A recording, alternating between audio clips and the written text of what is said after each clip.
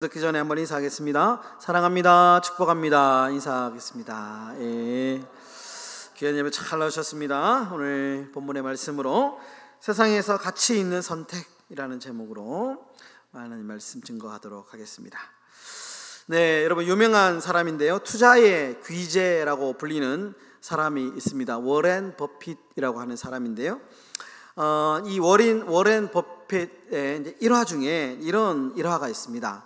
이 이제 버핏이 어떤 한 회사의 사장과 함께 골프를 이제 치게 되었는데요, 이제 사장이 갑자기 버핏에게 내기 골프를 치자 이렇게 제안을 합니다. 그러면서 만약 당신이 골프를 치는데 홀인원, 그러니까 한 번 딱 쳤을 때 그 공이 구멍으로 탁 들어가는 것을 홀인원이라고 하는데요, 홀인원을 하면 내가 버핏 당신에게 $10,000,000를 주겠다.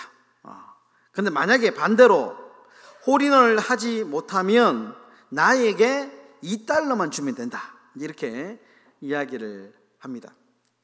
생각해보면 뭐 실패하더라도 성공하면 $20,000,000를 버는 거고요, 실패하면 $2만 주면 되니까 해볼만 하죠.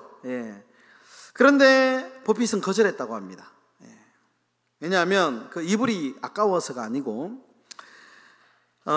이분은 희박한 확률에는 인생을 걸지 않는다라는 자신의 신념 때문에 그 제안을 거절했다는 겁니다.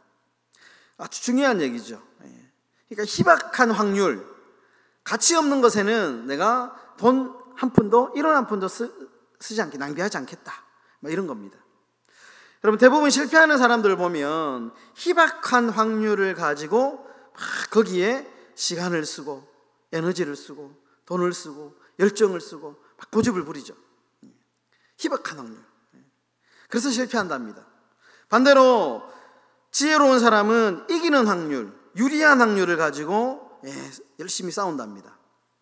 아무렇게나 그래서 자신의 시간과 어떤 열정이나 물질을 낭비하지 않습니다. 꼭 가치 있는 것에 반드시 뭔가 투자할 만한 가치, 열정을 쏟을 만한 가치가 있는 곳에 자신의 시간과 물질과 에너지를 집중해서 사용하기 때문에 그 사람은 성공 확률이 높다라는 것이죠. 여러분, 우리가 스마트폰을 만든 이 스티브 잡스, 아주 유명한 사람인데요, 스티브 잡스가 스탠포드 대학에서 졸업하는 학생들에게 아주 유명한 졸업식 축사를 하면서 이제 이런 말을 했다고 합니다.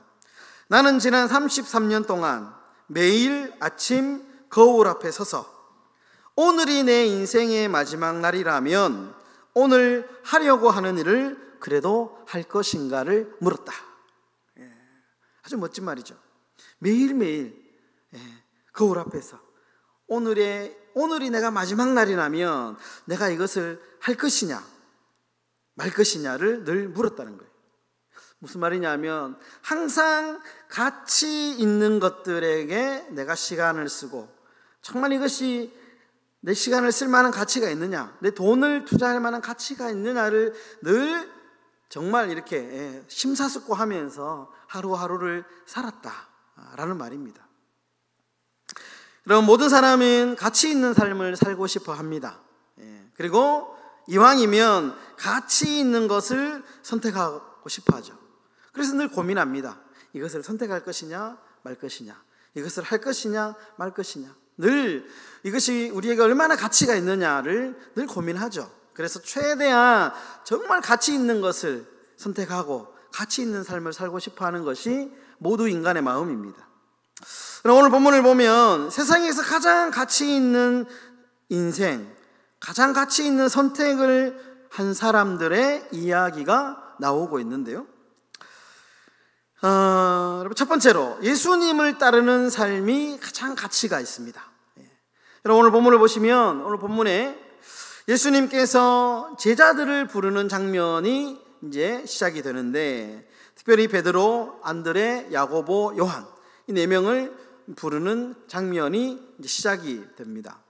근데 이 마가복음의 저자인 이 마가는 이 제자들, 이 사람들이 예수님을 선택했던, 이 선택이 얼마나 탁월한 선택인지를 강조하기 위해서요.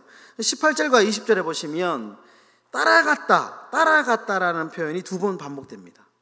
여러분, 성경에서 같은 단어가 반복되는 것은 중요하다, 성경의 저자들이 강조하는 것이다, 이렇게 생각하면 됩니다. 이거 18절과 20절에 보시면 그들이 예수님을 따라갔다라는 표현이 2번이나 반복이 되고 있죠. 그만큼 이 사람들이 탁월한 선택, 정말 가치 있는 선택을 했다라는 것을 우리에게 말씀하고 있는 겁니다. 여러분, 누구를 따라가느냐는 매우 중요합니다. 무엇을 선택하느냐만큼이나 누구를 따라가느냐 굉장히 중요하죠. 거기에 인생의 성공과 실패가 달려 있습니다. 여러분, 좋은 선생님을 따라가면 좋은 가르침을 받게 되고 좋은 제자가 될 수 있죠. 좋은 인생을 살 수 있습니다. 여러분, 실력 있는 좋은 의사를 만나게 되면, 따라가면 어떻게 됩니까? 탁월한 진료를 받게 되죠. 여러분, 좋은 배우자를 만나면 삶이 행복하게 됩니다. 어떤 사람을 만나고 어떤 사람을 따라가느냐에 따라서 우리의 삶의 질이 달라지게 되는 것이죠. 하물며 신앙생활은 어떻겠습니까?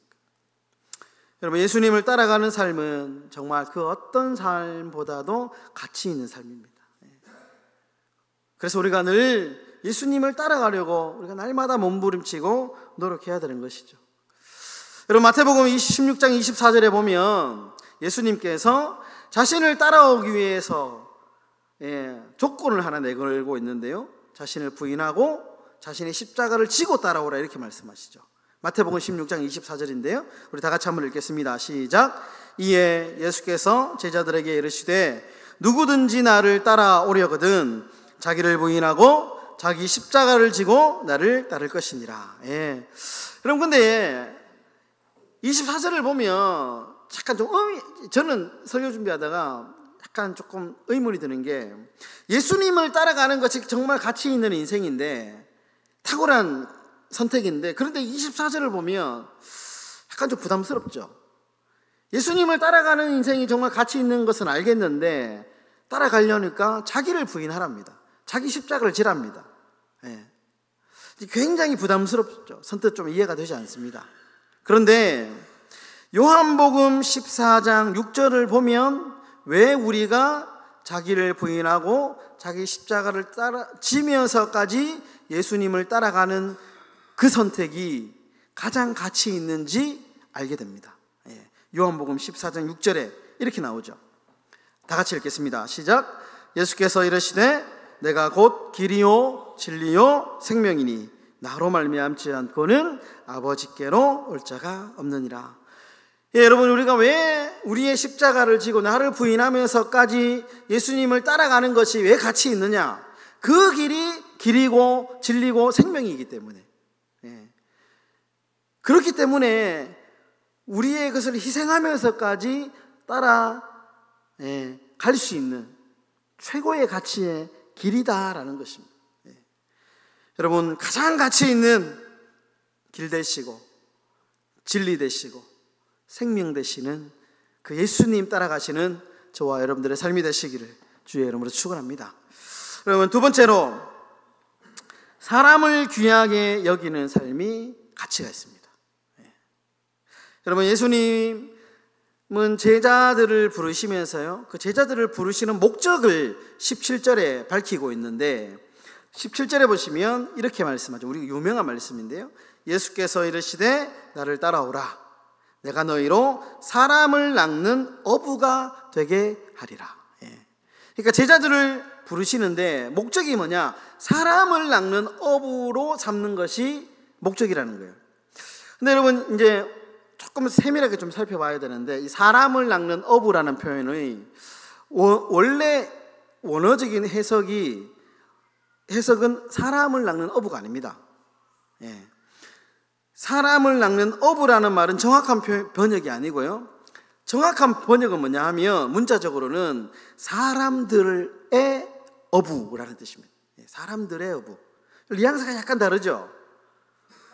그러니까 약간 이 사람을 낚는 어부라는 말은 여러분 좀 어떤 느낌이 드냐 하면 되게 좋은 말이긴 한데, 뭔가 이렇게 이렇게 건져내는, 뭔가 이렇게 섬기는 느낌은 아니잖아요. 뭔가 도움을 주는데 약간 어떤 그 구조자의 느낌이 들잖아요. 구조자. 소방관들이 물에 빠진 사람들 건지는 느낌이잖아요. 그런데 사람들의 어부는 뉘앙스가 어떤 느낌이냐면 뭔가 좀 섬기는 느낌이죠. 사람들의 어부. 뭐 사람들을 위해서 내가 뭔가를 좀 이렇게 한다라는 좀 뉘앙스가 있죠. 그러니까 정확한 번역은 사람들의 어부이거든요.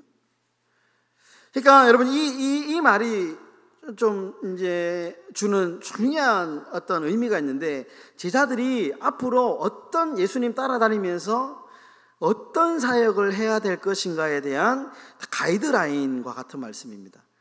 앞으로 예수님이 이제 공생애 동안 어떤 사역을 할 것인가에 대한 어떤 기준점을 딱 이렇게 제시하는 말씀이시죠. 그러니까 뭐냐 하면 사람을 돕고 살리는 사역을 할 것이다라는 겁니다.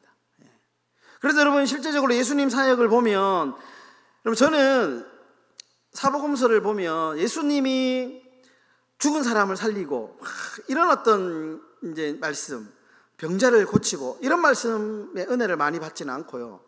되게 근데 좀 그건 너무 신비로운 말씀이잖아요. 근데 뭐 거기에 보시면 예수님께서 외로운 사람들을 만지시고 따뜻하게 말씀을 건네주시고 뭐 함께 식사를 하시고 이런 구절에서 저는 되게 은혜를 많이 받습니다.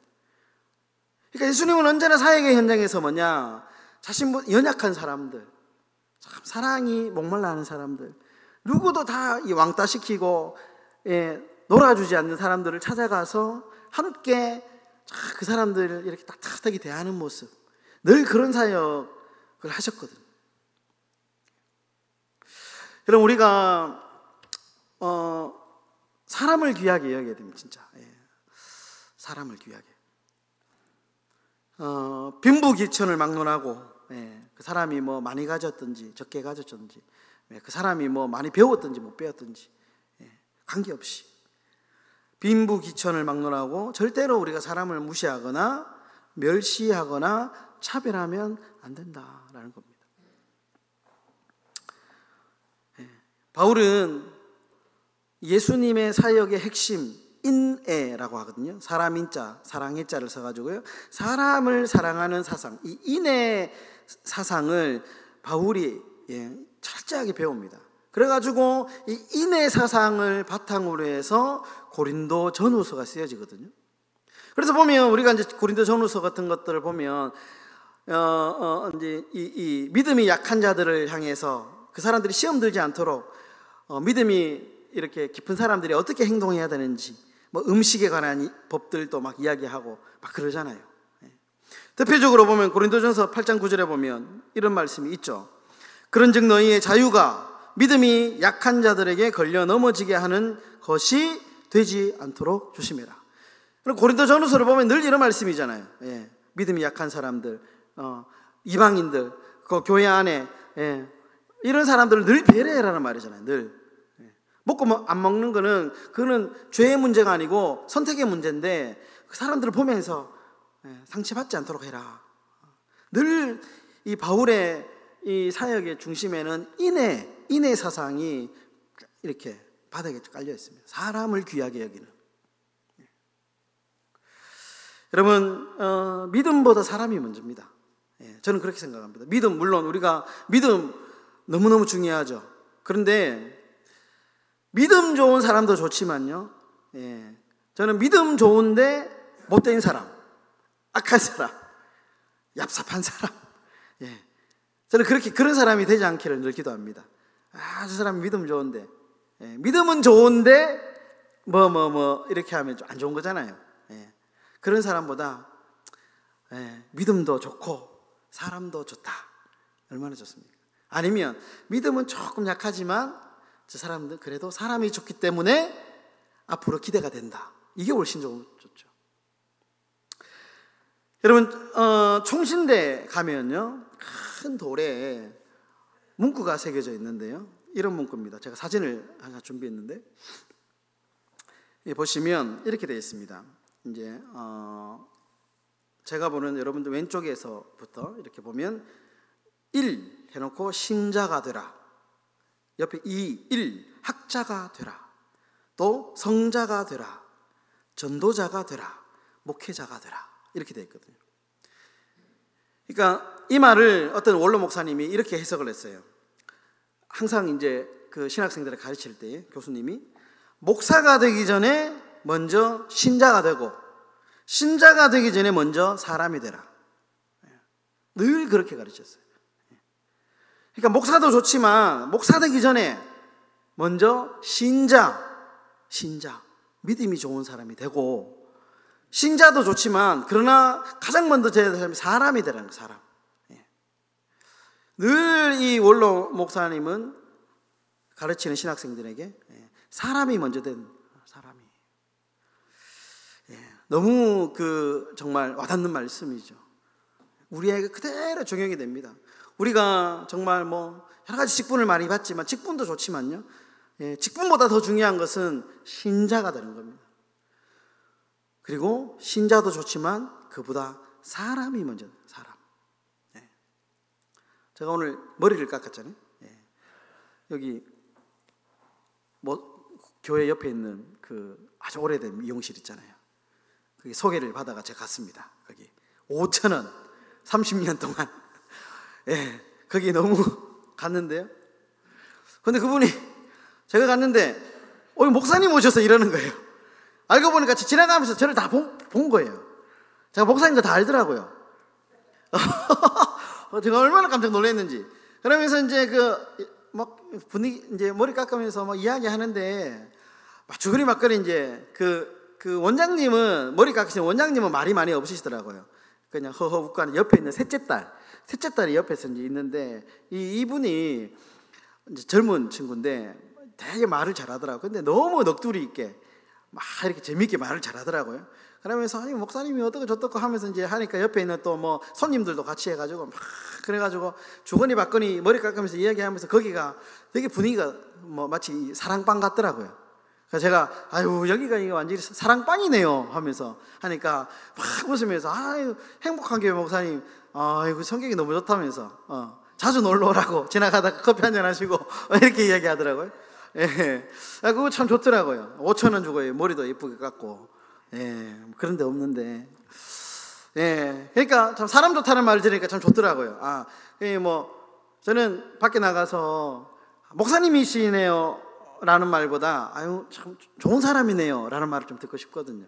그래서 그랬는데 그래도 참 그렇게 또 말씀해 주시니까 더 잘해야 되겠다. 그래서 제가 금요일 날 붕어빵 구우면 제가 꼭 여기 한번 제가 대접하겠습니다 하면서, 붕어빵 굽는 것도 다 알고 계시더라고요. 한 30년 하셨으니까 뭐 환하게 다 아시겠죠.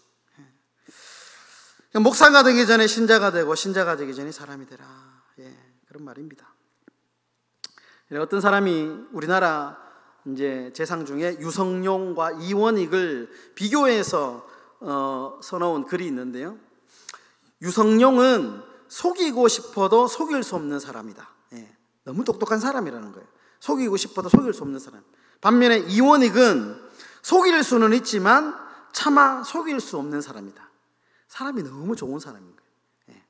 내가 저 사람 속일 수 있지만 그러나 차마 사람이 너무 좋아가지고 못 속이거든.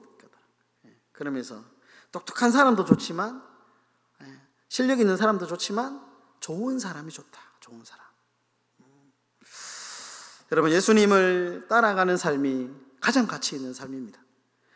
사람을 귀하게 여기는 삶이 정말 가치 있는 삶입니다. 여러분, 그래서 우리 행복한 교회가 정말 예수님을 따라가, 예수님의 그 십자가의 길을 따라가면서, 그리고 사람을 사랑하고 사람을 먼저 생각하는 그런 우리 행복한 교회가 되시기를 주님의 이름으로 축원합니다.